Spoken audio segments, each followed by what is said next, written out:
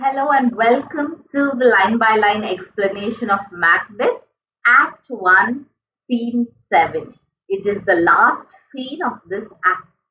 Now, before we go into the line by line explanation, let's look at the gist of what happens in this scene. So, Act 1, Scene 7 takes place inside Macbeth's castle, and here Macbeth is seen conflicted. On one side, he is ambitious, he wants to murder King Duncan and become the king himself. But on the other side, he has fear of the consequences of this act as well, where he believes that King Duncan trusts him twice over, and he is also a very gentle and meek king who hasn't done any corruption. So finally, thinking over it, he decides against killing King Duncan. Then, as Lady Macbeth enters, Macbeth informs her that he does not want to go ahead with the plan. Lady Macbeth then calls Macbeth a coward and also questions his manhood. She then persuades him and also lets him know about the plan of how they would kill King Duncan and frame his attendants of murdering King Duncan. Macbeth is shocked by the brilliance of her plan, and finally he agrees to the plan, and he says that he would put his utmost energy in making sure that the plan becomes a success. So that is the gist of the scene. Now let's go into the line by line explanation. So it takes place in Macbeth's castle. The hautboys and the torches are there. I told you hautboys are the musical instrument oboe, and torches are lit. Enters a sewer and divers servants with dishes and services and pass over the stage. There enters Macbeth. So Macbeth is saying, if it were done when it's done, then it were well, it were done quickly. So he's saying that if this act is all over, when it is committed, then it would be best to get over it quickly. So what is the act that he is talking over here? It is the assassination of King Duncan.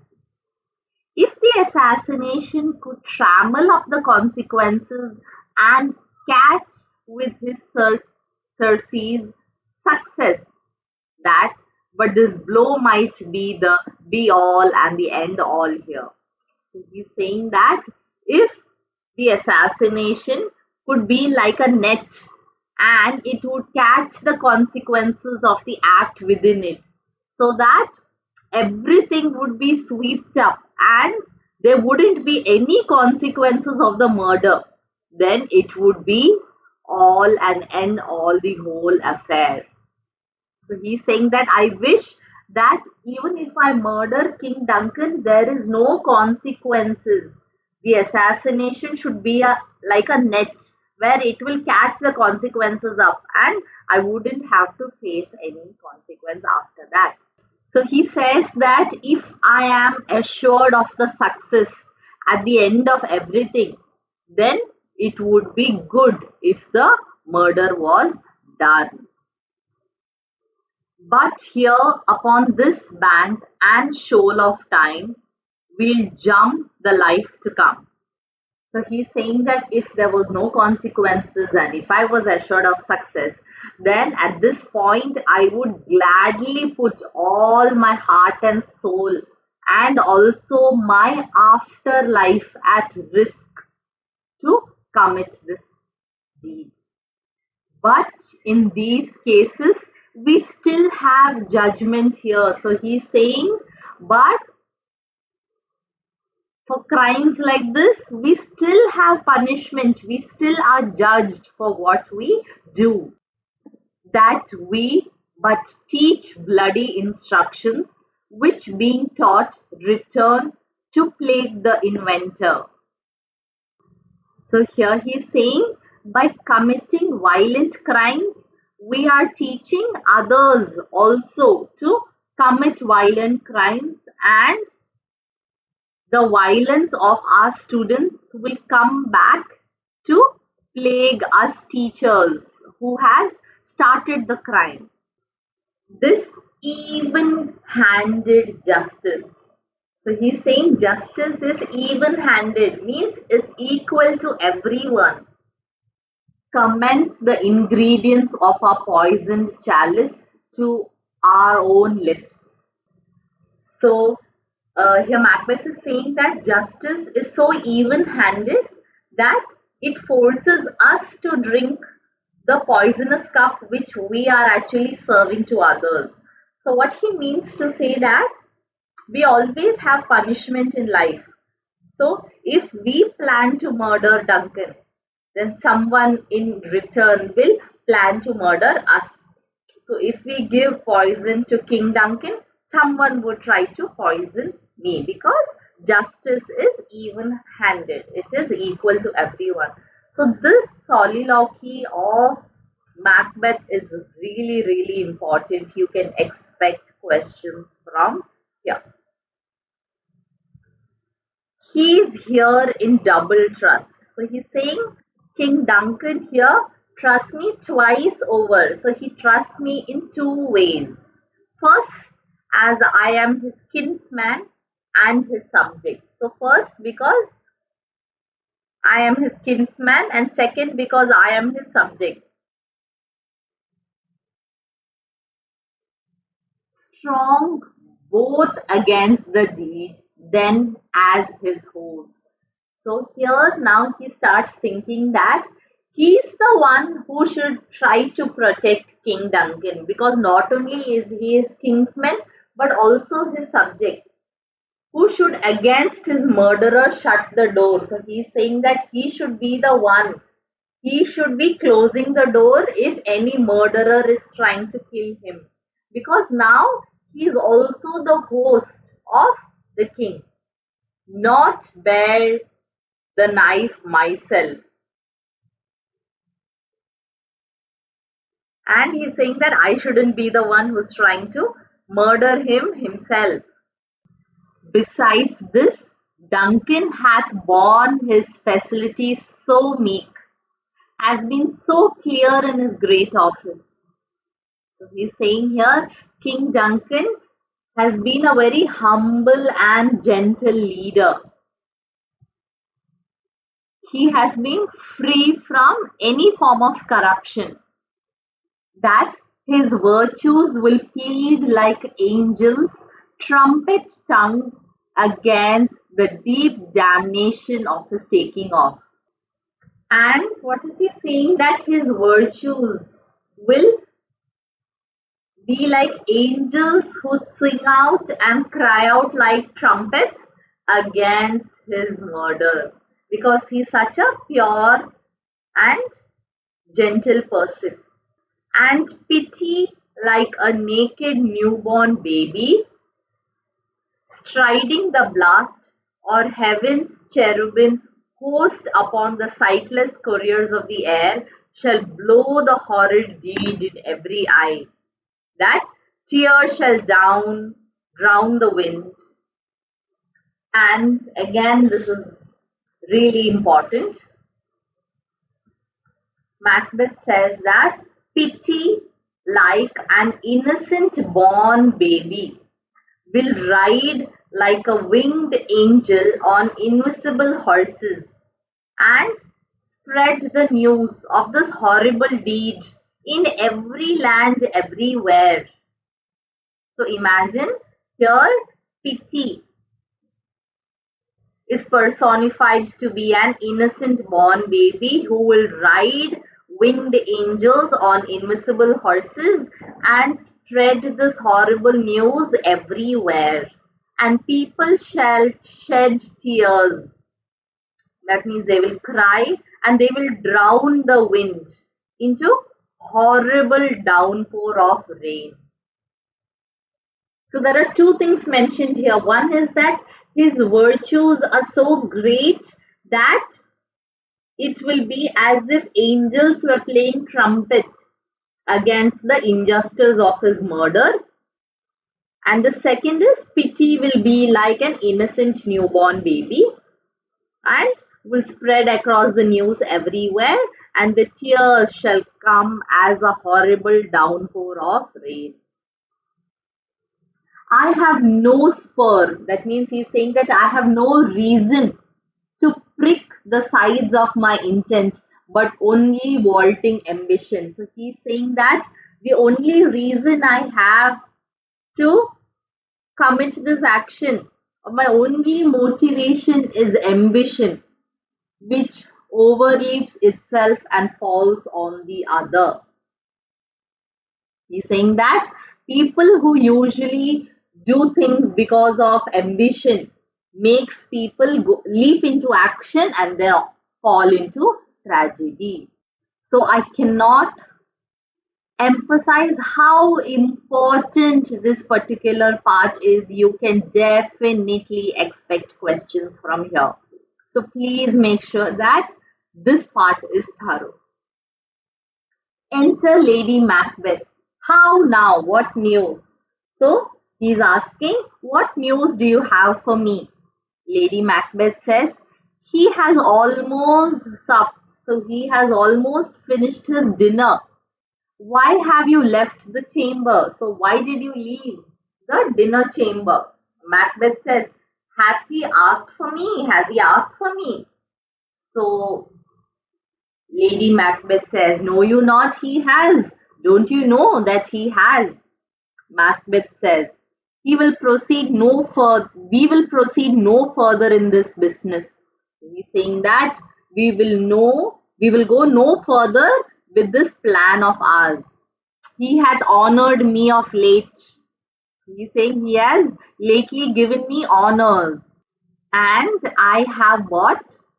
Golden opinions from all sorts of people. So he's saying that I have earned honors lately and I have earned golden opinions from all sorts of people, which would be worn now in their newest gloss, not cast aside so soon. So he's saying that I should actually be enjoying my new honors and bask upon the earned good opinions of all sorts of people, and I should enjoy it while the feeling is fresh, not throw them away so soon. Lady Macbeth says, was the hope drunk wherein you dressed yourself? Hath it slept since? So Lady Macbeth is furious. She's saying, were you drunk when you were hopeful before? Hath it slept since? And wakes it now and looks so green and pale at what it did so freely. So she's saying, did you go to sleep and when you get up, did you get up all sick and you become green and pale out of fear of what we had planned to do? From this time, such I account thy love. So she's saying, from now on, I'll think of your love in a new way. Art thou afraid to be the same in thine own act and valor as thou art in desire? So what she's saying is, are you afraid in your acts and your valor just like how you are now afraid in desire? Would thou have that which thou esteemed the ornament of life, and live a coward in thine own esteem, letting I dare not wait upon, I would, like the poor cat, I the adage. So she's asking, will you seize the crown that you desire so much, or will you live like a coward in your own mind and saying, I will not do this, after saying that I would? It is like you are like a cat in that old story. So, what is the cat in the old story? It is like the cat, it wanted to eat the fish, but it does not want to get its feet wet. So are you like that cat? Where will you go and seize what you desire, or will you live like a coward in your own mind, saying that I will not do that, after you have said that you will do that? So she's calling Macbeth a coward. Macbeth is saying, prithee please. So he's saying that I beg you please. I dare do all that may become a man. Who dares do more is none. So he's saying that I dare to do things that is appropriate for a man to do. And he who dares to do more is actually not a man at all.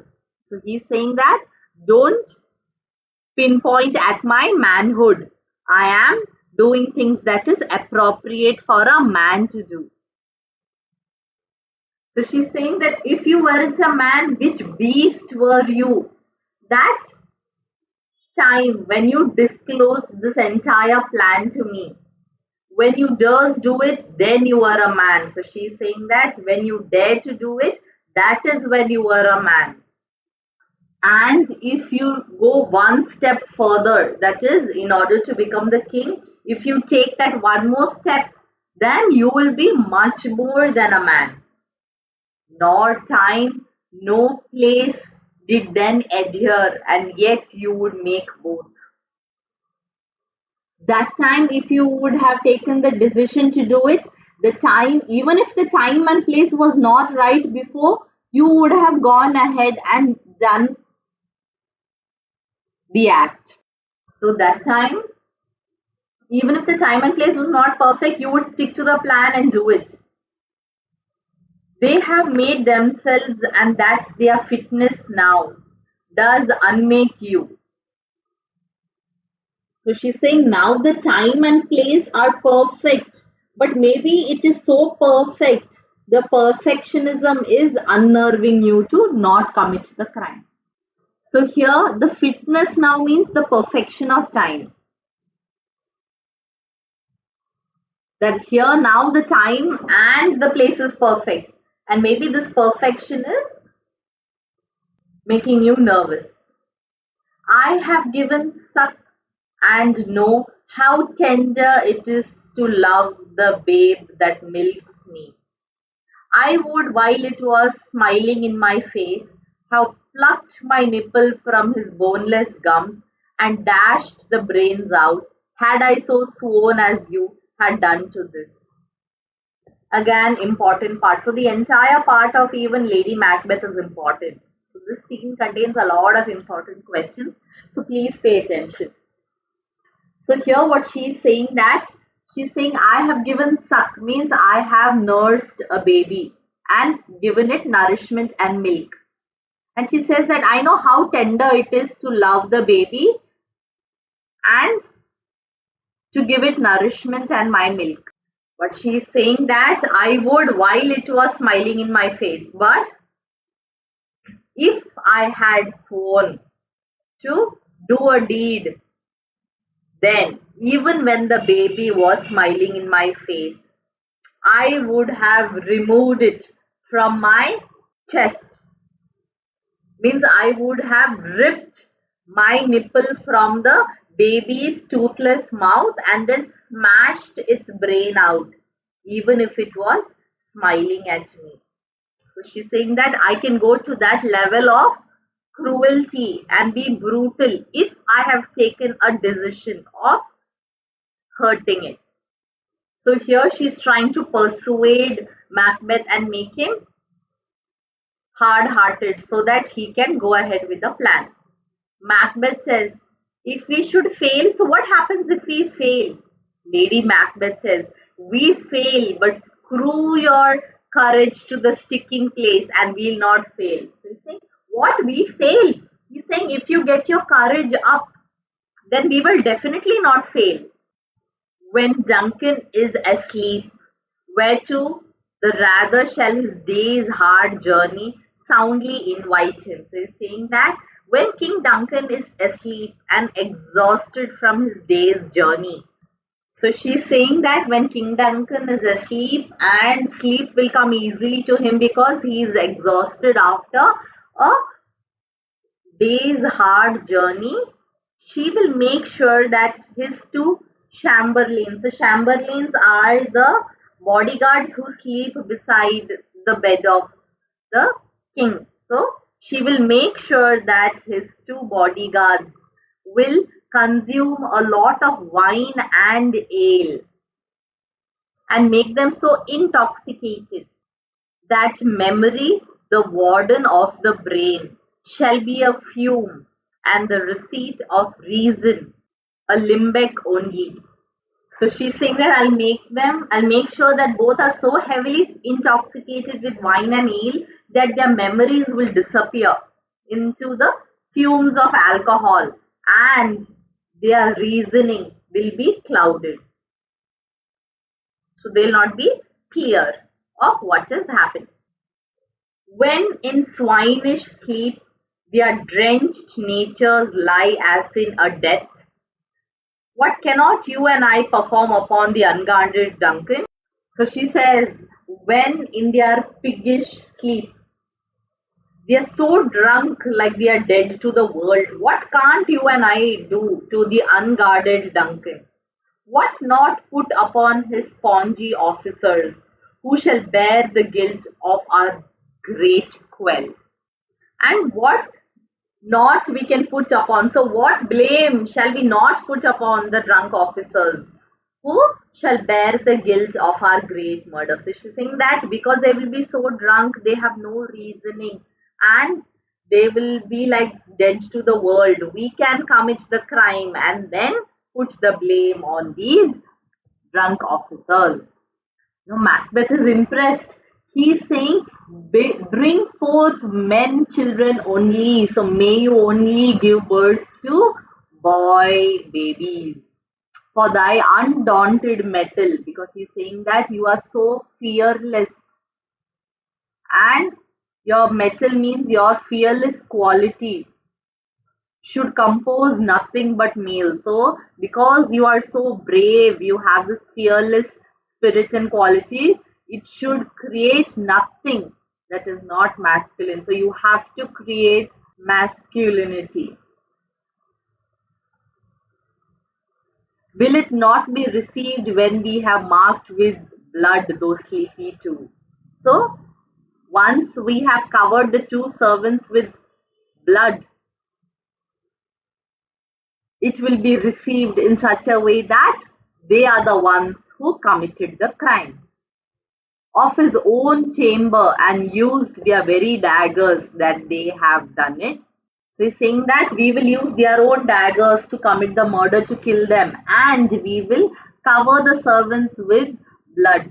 So won't people believe that they have done it? Definitely. Lady Macbeth says, who dares receive it other? So what would people perceive it otherwise to be? Or who would possibly think that it was done by anybody else? As we shall make our griefs and clamor roar upon his death. So she's saying that we will grieve and we will wail so loudly and cry with so much grief that Duncan has died that nobody is going to believe that we have done it. Then Macbeth says, I am settled. So he's saying that now I am convinced, I am ready, and bent upon each corporal agent to this terrible feat. So he's saying that now I am going to put every strength in my body, every muscle I have to commit this deed. Away and mock the time with fairest show. False face must hide what the false heart doth know. So she's saying that go and now deceive everyone of being friendly. To deceive everyone and show that we are very friendly. Hide with a false pleasant face and hide your false evil heart. So now Macbeth is saying that let's deceive everyone, let's have a very smiley, friendly face, and let's hide our evil intentions. And the scene ends. So here in the beginning, Macbeth is indecisive, then Lady Macbeth persuades him, and now he is all ready and determined. That's the end of scene 7. I hope you enjoyed watching this video. Please subscribe if you haven't, and also share this video to as many people as you know. Thank you so much. God bless.